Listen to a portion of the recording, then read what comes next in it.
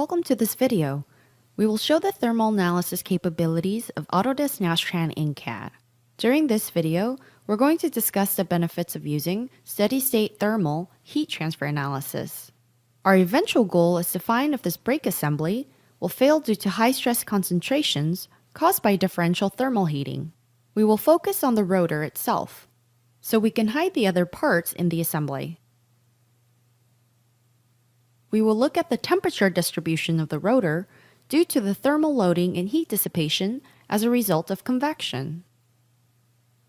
Let's begin by specifying linear steady-state heat transfer for the analysis.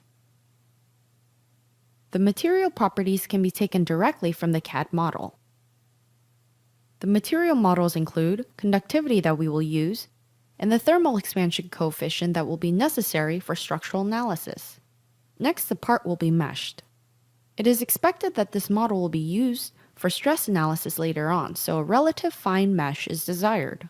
For the thermal analysis, we will apply the boundary conditions that simulate the heat flux generated from the friction between the brake pad and rotor, as well as the rate this material releases heat into the surrounding air.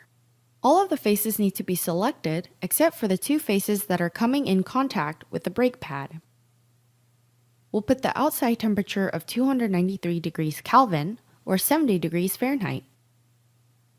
Then the convection coefficient based on the material and ambient airflow. Next, we will apply heat flux, or the amount of power per square millimeter for both sides of the rotor. All that is left is to run the solver. This model takes about 1 minute to solve. Let's take a look at the results for the final temperature distribution. The plot shows the non-uniform temperature distribution that can be used as a load in a subsequent thermal expansion analysis.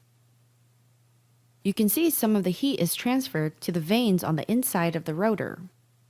As you have seen, Autodesk Nastran In-CAD in Inventor helps us to come up with a better rotor without leaving the CAD system.